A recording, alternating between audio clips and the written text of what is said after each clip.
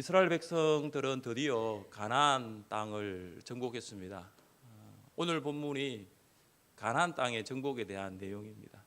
이 가나안 땅의 정복을 통해서 우리는 하나님의 신실함과 또한 인간의 완악함에 대해서 배우게 될 것입니다.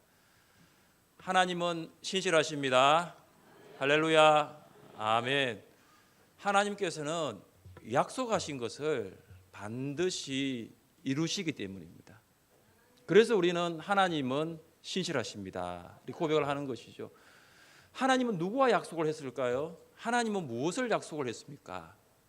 성경을 보시면 그날에 여호와께서 아브라함과 더불어 언약을 세워 이르시되 내가 이 땅을 애굽 강에서부터 그 큰 강 유브라데까지 내 자손에게 주노니. 하나님께서 아브라함과 약속을 했는데 그 약속의 내용이 뭐냐면 땅을 주겠다라는 것입니다. 근데 그 약속이 바로 이루어지지는 않았습니다. 하나님께서 아브라함에게 약속하신 너의 자손에게 이 가나안 땅을 주겠다는 약속은 500년이 지난 다음에야 이루어졌습니다. 그 500년이라는 시간 안에는 이스라엘 백성들이 애굽에서 노예로 살았던 430년도 포함이 됩니다. 애굽의 바로왕은 이스라엘 백성들에게 어려운 노동을 시켜서 굉장히 괴롭게 하였습니다. 430년 동안 그렇습니다. 우리 아버지, 우리 할아버지 세대가 겪었던 일제강점기 36년, 그 시기도 결코 짧은 시간이 아닙니다. 한 세대입니다. 30년이라면 한 세대인데 이스라엘 백성들이 애굽에서 노예로 살았던 430년, 정말로 길고 긴 세월이었습니다. 하나님의 전적인 은혜로 출애굽한 이스라엘 백성들은 40년 동안 광야에서 훈련받고 연단되어 요단강을 건너 가나안 땅에 들어가게 됩니다. 가나안 땅이 그들에게 바로 주어지지 않았습니다. 도저히 무너지지 않을 것 같아 보이는 철옹성 여리고와 아이성, 그리고 가나안에 살고 있는 7 족속과 싸워야만 했습니다. 이스라엘 백성들은 가나안 족속과의 7년 동안의 가나안 정복 전쟁을 마친 후에 비로소 가나안 땅을 차지할 수가 있었습니다. 아브라함에게 땅을 주시겠다고 약속하신 것이 500년이 지나서 이루어지게 된 것입니다. 가나안 정복은 하나님께서 아브라함과 약속한 언약의 성취라고 볼 수 있습니다. 500년이라는 시간이 흘러도 우리가 믿는 하나님은 그 약속을 반드시 지키시는 신실한 분이심을 믿습니다. 온갖 좋은 은사와 온전한 선물이 다 위로부터 빛들의 아버지께로부터 내려오나니 그는 변함도 없으시고 회전하는 그림자도 없으시니라. 우리는 변합니다. 지속적이지 못할 때가 참 많아요. 그러나 오늘 이 야고보 선생의 말씀을 보면은 하나님은 변함도 없다, 하나님은 신실하다고 우리가 알게 되는 것이죠. 하나님께서 신실하십니다. 그 말은 곧 하나님께서 우리에게 주신 성경이 신실하다는 거예요. 하나님의 말씀이 기록된 이 성경이 신실하다는 것입니다. 우리가 살아가면서 어려움을 참 많이 만나는데 여러분, 내가 무엇을 선택할까라는 어려움을 만날 때에 하나님의 말씀 중에 떠오르는 말씀이 있습니까? 저는 제가 무엇을 할까 선택하는 가운데 딱 떠오르는 한 말씀을 이야기하려면 마태복음 6장 33절, 너희는 먼저 그의 나라와 그의 의를 구하라, 이거예요. 이것이 하나님의 나라와 의를 구하는 일이면 그쪽을 선택합니다. 그러면 뒤에 일은 생각하지 않는 거죠. 왜냐하면 그 말씀 뒤에 이 모든 것을 너희에게 더하시겠다고 말씀하십니다. 제가 어떤 일을 결정할 때에 앞으로 일어날 일에 대하여 불확실성이 있을 때 떠오르는 말씀이 있습니다. 시편 23편 1절 말씀, 여호와는 나의 목자시니 내가 부족함이 없으리로다. 하나님께서 목자가 되셔서 저의 삶을 인도하시기 때문입니다. 기도를 하는데도 하나님, 이 기도의 응답이 왜 이렇게 더딥니까? 라고 고민할 때 하나님 주시는 말씀이 있습니다. 빌립보서 4장 6절 7절 말씀, 아무것도 염려하지 말고 다만 모든 일에 기도와 간구로 너희 구할 것을 감사함으로 하나님께 아뢰라. 그리하면 모든 지각에 뛰어난 하나님의 평강이 너희 마음과 생각을 지키시리라. 할렐루야. 이런 말씀이 우리의 삶 가운데 있으면 그 말씀을 붙들고 나아갈 때에 신실하신 하나님을 만나게 될 줄 믿습니다. 하나님은 신실하십니다. 하나님께서는 약속하신 이 성경, 이 말씀을 그대로 이루시는 분이십니다. 이스라엘 백성들은 가나안 땅을 정복했습니다. 저자는 오늘 본문의 시작과 마지막에 여호수아가 점령했다라는 기록을 하고 있습니다. 16절 말씀 같이 한번 읽겠습니다. 16절입니다. 여호수아가 이같이 그 온 땅, 그 산지와 온 네겝과 고센 온 땅과 평지와 아라바와 이스라엘 산지와 평지를 점령하였으니 23절도 같이 읽겠습니다. 이와 같이 여호수아가 여호와께서 모세에게 말씀하신 대로 그 온 땅을 점령하여 이스라엘 지파의 구분에 따라 기업으로 주매 그 땅에 전쟁이 그쳤더라. 여러분 잘 보시면은 두 번 반복적으로 그것도 가장 앞에 있는 16절과 가장 마지막에 23절에 나타나는 표현이 뭐냐면 여호수아가 그 땅을 점령했다는 거예요. 사실은 표면적으로 보면 맞아요. 여호수아가 7년 동안 이스라엘 백성들과 함께 가나안 땅을 정복을 한 거 맞습니다. 그러나 이것을 원문의 기초에 다시 번역을 하면 이렇습니다. 여호수아가 그 땅을 점령했다기보다는 여호수아가 가나안 땅을 받았다라는 거예요. 땅은 인간의 힘으로 취하는 것이 아니라 하나님께 받는 것입니다. 땅은 하나님께 속해 있기 때문입니다. 그래서 여호수아는 이 땅을 자기의 것으로 하지 아니하고 이스라엘 지파들에게 기업으로 그 땅을 나누어 주었습니다. 표면적으로 여호수아가 7년이라는 가나안 정복 전쟁을 통해서 땅을 점령한 것처럼 보이지만 실질적으로는 하나님이 500년 전에 아브라함과 한 약속을 지키신 거예요. 하나님은 약속을 지키시고 여호수아는 그 땅을 받게 된 거죠. 이걸 우리의 삶 가운데 적용하자면 표면적으로 보면 우리가 지금 가지고 있는 것은 우리가 열심히 수고하고 노력하고 우리의 마음과 우리의 열정을 쏟아서 얻게 된 것입니다. 여러분 그것으로 자녀를 교육시켰고 또 집을 장만하고 교회와 성도들을 섬겼습니다.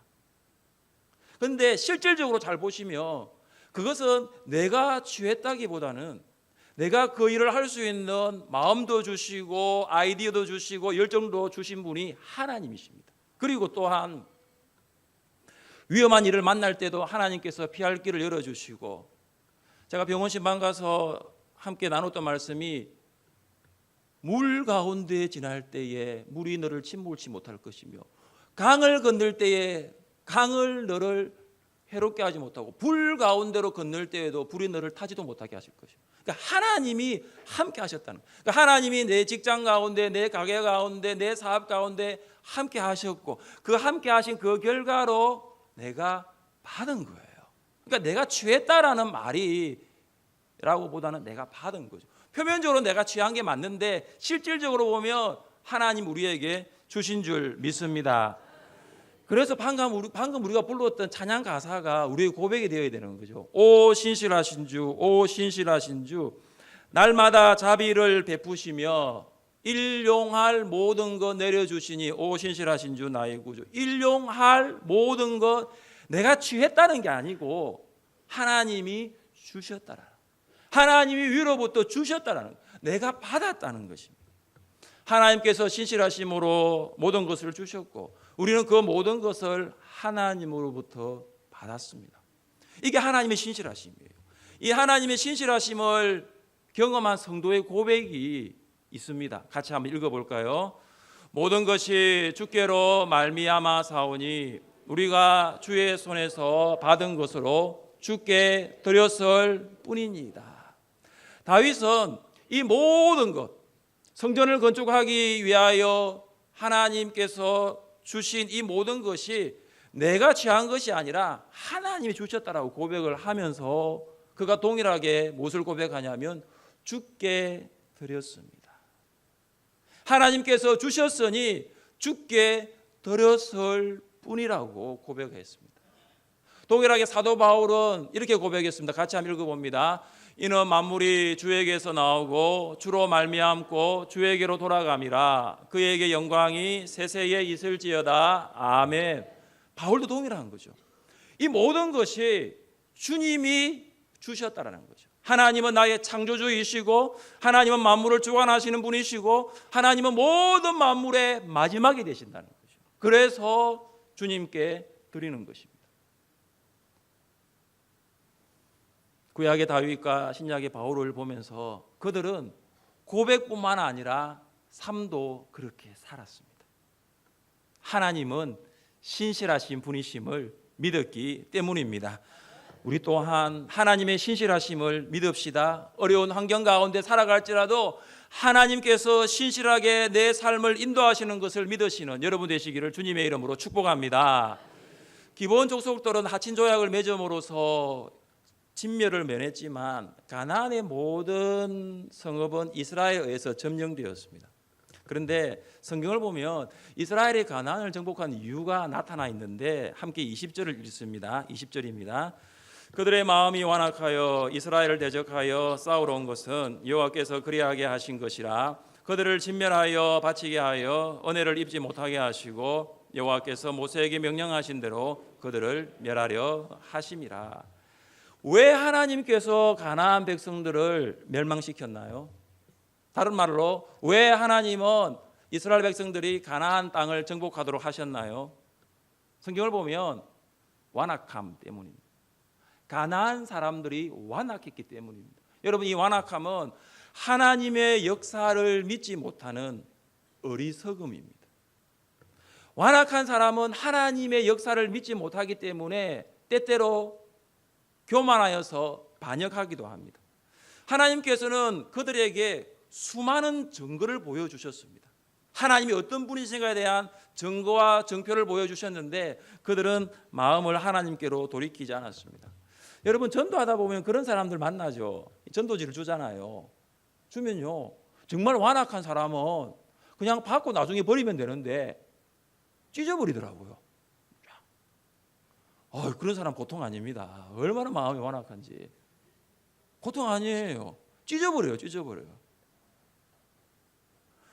우리가 하나님의 말씀으로 또 이렇게 신방을 가서 권면하고 나누다 보면은 때로는 마음이 완악한 사람은 아예 그 말씀을 듣지 않습니다.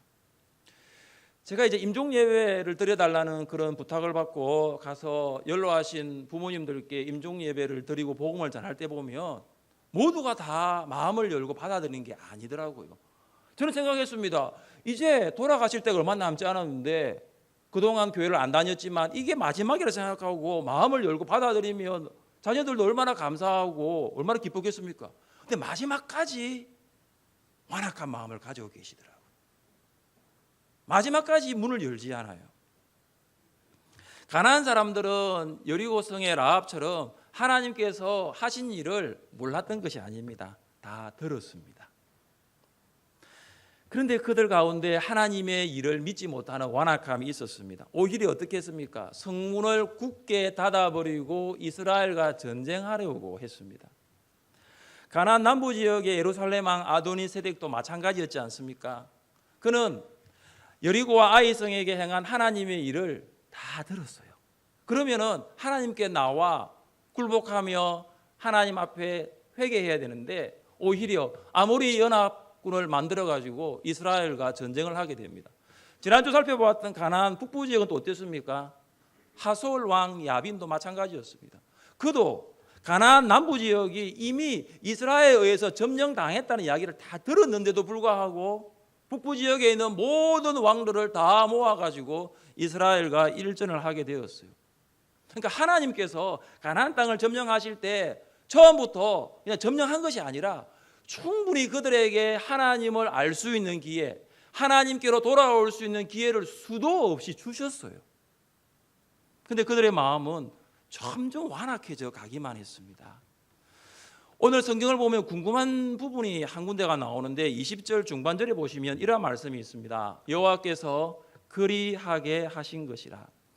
이 20절 상반절하고 연결해 보면 만약에 문자 그대로 읽으면 이렇게 이해가 될 수 있습니다. 하나님께서 가나안 사람들을 완악하게 하셨다라고 이해를 할 수 있는 부분이에요. 그래서 이스라엘 백성들을 대적했다, 이렇게 이해를 할 수 있는 거예요. 원래 가나안 사람들의 마음은 완악하지 않았는데 하나님께서 그들을 완악하게 만들어서 이스라엘을 대적하게 했다라는 거죠. 그래서 가나안 사람들이 완악하게 된 것은 하나님 때문이라고. 가나안 사람들은 죄가 없다라는 의문을 제기할 수 있습니다. 근데 여러분, 이 말씀은 그런 뜻이 아니에요. 하나님께서 가나안 사람들의 마음을 완악하게 하셨다는 것은 원래 완악하지 않는 마음을 일부러 완악하게 하신 것이 아닙니다. 이 말씀은 하나님께서 완악하게 되는 것을 내버려 두신 거예요. 가나안 사람들 원래부터 완악했습니다. 가나안 사람들의 마음에는 선한 것 하나도 없었습니다. 하나님께서 여러 차례, 정말로 많은 시간 동안 하나님의 살아계심의 증거를 보여줬는데도 불구하고 여전히 그들에게는 그 완악함이 있었다라는 거죠. 그 완악함을 이제는 내버려 두신 것입니다. 그래서 완악함의 책임은 하나님께 있는 것이 아닙니다. 출애굽기를 읽을 때에 조금 이해 안 되는 구절이 한 구절이 나타나게 되죠. 이런 구절입니다. 그러므로 여호와께서 바로의 마음을 완악하게 하셨으므로 그들의 말을 듣지 아니하였으니 여호와께서 모세에게 말씀하신가 같더라. 근데 이 말씀을 읽을 때 사람들이 이해합니다. 원래 바로의 마음은 완악하지 않았는데 하나님께서 바로의 마음을 완악하게 하셨다. 그러니까 바로의 책임은 없고 완악하게 하신 하나님의 책임이다라고 이야기를 합니다. 그러지가 않습니다. 하나님은 원래 완악하지 않은 바로의 마음을 완악하게 만든 것이 아니라 원래 완악했던 그 마음을 그대로 내버려 둔 거예요. 하나님께서 내버려 두신 인생이 가장 비참한 인생입니다. 그 내버려 두시기까지는 하나님이 계속 사인을 보냅니다. 사람을 보내고 상황을 만들어주고, 정말로 옛날에 그 기억들이 잠깐 생각나고 계속 하나님 앞에 설 수 있도록, 나의 신앙이 회복될 수 있도록 계속 사인을 수도 없이 보내주시는데, 때로는 하나님은 그런 일을 이제 그만두십니다. 내버려 두시는 거죠. 마음대로 살라고 하시는 거예요. 하나님께서는 기다려도 돌아오지 않으니 하고 싶은 대로 내버려 두시는 것입니다. 이런 인생이 가장 불행한 인생이에요. 가장 소망이 없는 인생입니다. 완악함은 돌과 같이 단단하고 굳어진 마음입니다. 바로의 마음이 마치 돌과 같았습니다. 하나님께서 바로에게 보여주신 재앙이 10가지예요. 아마 우리 하늘샘교 성도님들이라면 10가지 재앙 중에 한 가지만 보셨더라면 당장에 하나님의 살아계심을 인정하고 돌아오셨을 것입니다. 근데 10가지 다 보여줬습니다. 그것도 9개월 동안. 모세와 아론을 보내서 9개월 동안 10가지 재앙을 계속 보내주시면서 어떤 메시지를 던졌냐 하면, 너희가 믿는 이집트의 신은 하나님이 아니다. 유일하신 하나님이 어떤 분이신가를 보여주었습니다. 태양신, 나일강의 모든 신들 다 헛된 신이라는 거죠. 하나님은 바로 유일하신 이스라엘 백성들이 믿는 그 여호와 하나님이라는 것을 보여주셨습니다. 그래서 9개월 동안 10가지의 재앙은 바로 하나님을 알 수 있는 증거였습니다. 그런데 바로가 이런 말을 합니다. 여호와가 누구이기에 내가 그의 목소리를 듣고 이스라엘을 보내겠느냐? 나는 여호와를 알지 못하니 이스라엘을 보내지 아니하리라. 하나님을 알지 못하겠다는 거예요. 정말로 9개월 동안 10가지 재앙은 충분히 하나님을 알 수 있는 증거인데 오히려 바로는 그 증거 불충분하다는 거죠. 증거가 불충분한 것이 아니라 바로에게 하나님을 알고자 하는 마음이 없었다라는 것입니다. 하나님께서 가나안을 정복하신 이유는 그들의 완악함이었습니다. 마음이 돌같이 단단히 굳어지면 은혜를 입을 수가 없어요. 하늘문이 열리고 은혜의 빗줄기가 우리 예배 가운데 임해도 혹시 내 마음이 돌같이 굳어지고 단단해지면 그 마음에는 은혜의 빗줄기 한 방울도 들어갈 수 없다라는 것이죠. 하나님께서는 우리에게 은혜 주시는 줄 믿습니다. 우리의 마음이 단단한 돌같이 되지 맙시다. 혹 우리의 마음이 단단한 돌같이 굳어져 있다면 하나님 앞에 회개하며 나아갈 수 있기를 바랍니다. 하나님께서는 모세에게 이스라엘 백성들 중에서 12명의 정탐꾼을 가나안 땅으로 보내 정탐하라고 했습니다. 그들이 돌아와서 보고한 내용이 무엇이었습니까? 거기서 네피림 후손인 아낙 자손의 거인들을 보았나니 우리는 스스로 보기에도 메뚜기 같으니 그들이 보기에도 그와 같았을 것이니이다. 정탐꾼들은 자기 스스로를 메뚜기라고 이야기를 하면서 아낙 자손도 우리도 메뚜기라고 생각했을 것이라고 말합니다. 하나님의 백성은 결코 메뚜기가 될 수도 없습니다. 하나님께서는 이스라엘 백성을 향해서 너희는 메뚜기라고 말씀하신 적이 한 번도 없었습니다. 하나님이 그들을 무엇이라고 불렀습니까? 같이 한번 읽어볼까요? 이스라엘 자손이 애굽에 거주한 지 430년이라 430년이 끝나는 그날에 여호와의 군대가 애굽 땅에서 나왔은즉 메뚜기가 나왔습니까? 누가 나왔죠? 여호와의 군대. 하나님은 단 한 번도 이스라엘 백성들을 메뚜기라고 그리고 너희들이 애굽에서 430년 종으로 살았던 노예라고 부르신 적이 한 번도 없습니다. 하나님께서는 그들을 하나님의 군대라고 부르십니다. 하나님께서는 하나님의 군대인 이스라엘 백성들을 사용하셔서 가나안 땅에 가득했던 죄악들을 심판하신 것입니다. 오늘 본문 21절과 22절을 같이 읽겠습니다. 21절과 22절입니다. 그때에 여호수아가 가서 이스라엘의 온 산지에서 아낙 사람들을 멸절하고 그가 또 그들의 성읍들을 진멸하여 바쳤으므로 이스라엘 자손의 땅에는 아낙 사람들이 하나도 남지 아니하였고 가사와 가다와 아스도세만 남았더라. 아멘. 이스라엘 백성들이 가나안 12 정탐꾼으로 갔을 때 아낙 자손들을 보았을 때 메뚜기라고 했거든요. 방금 여러분이 읽은 21절과 22절에 보면 아낙 사람들이 나와요. 그런데 지금은 아낙 사람들을 다 멸절하게 됩니다. 스스로 메뚜기라고 자처했던 이스라엘 백성들이 하나님의 군대가 되어서 가나안 땅을 차지한 것입니다. 하나님께서는 가나안 사람들에게 있는 죄악을 심판하셨습니다. 가나안 사람들은 바알과 아세라를 섬겼습니다. 그들은 가나안의 방식대로 가나안의 가치를 추구하며 가나안의 가르침을 따라 살았습니다. 가나안 사람들의 죄악의 시작은 완악함이라고 볼 수 있습니다. 그들의 마음은 하나님의 말씀을 진리로 인정하지 않았고 하나님을 유일한 하나님으로 고백하지 않았습니다. 완악함은 죄의 뿌리가 되고 우상 숭배와 세상의 가치와 가르침을 추구하는 삶은 완악함의 열매가 되는 것이죠.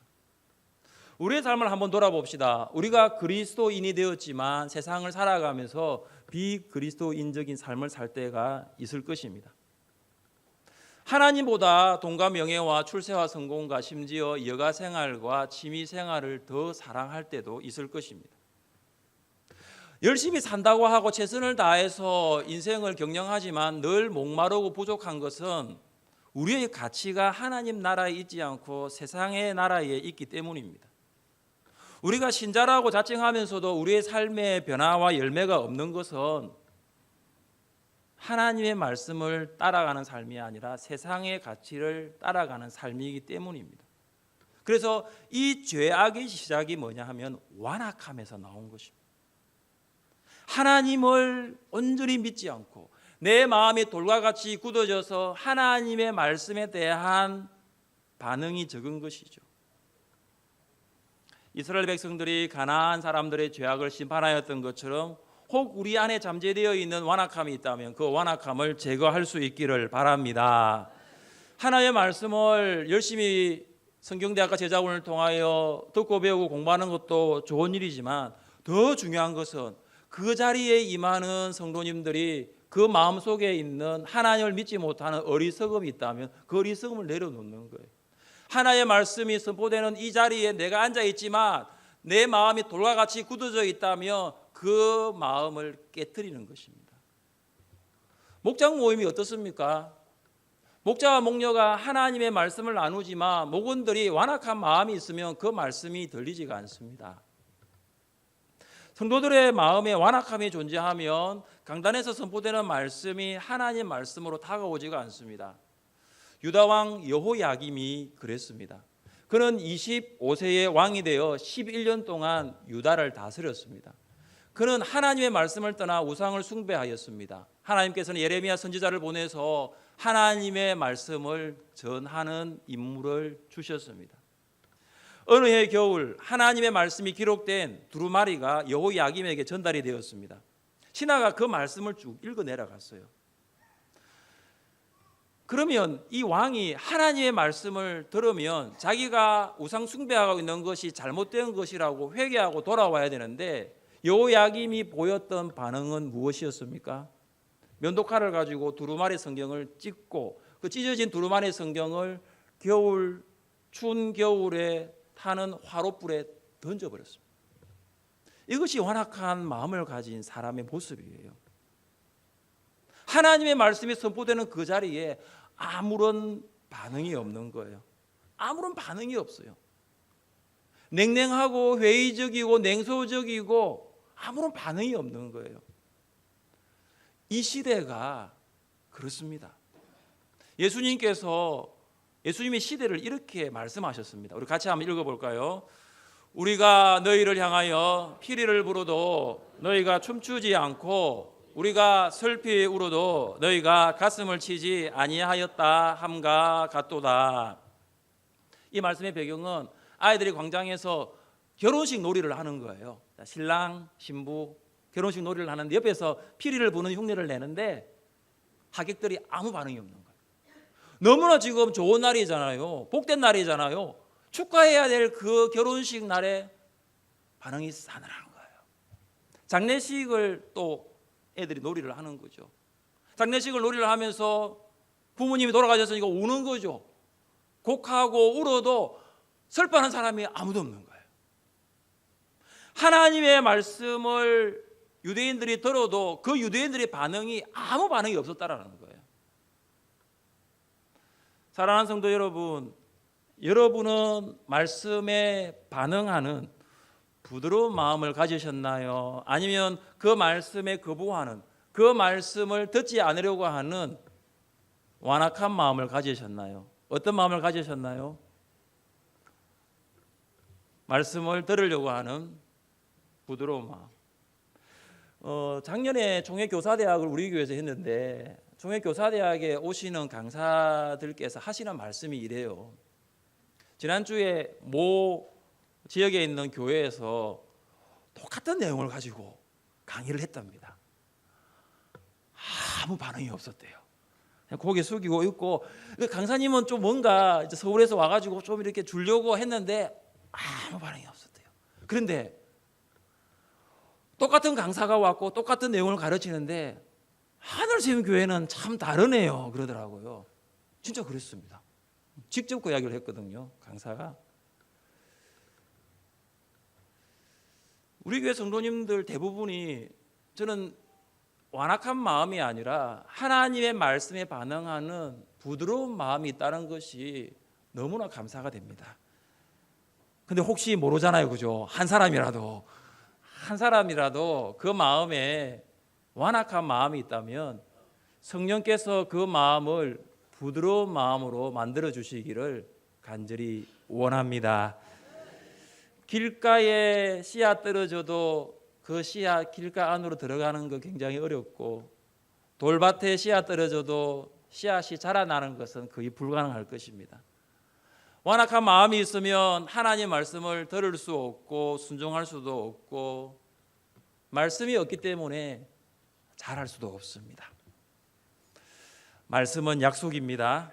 신실하신 하나님께서 그 약속을 반드시 이루실 줄 믿습니다. 그걸 경험하기 위해서는 우리의 마음이 완악함이 아니라 부드러운 마음이 되어야 돼요. 그래서 하나님께서 약속하신 그 약속을 이루시는 것을, 그 신실하신 하나님을 만나게 될 것입니다.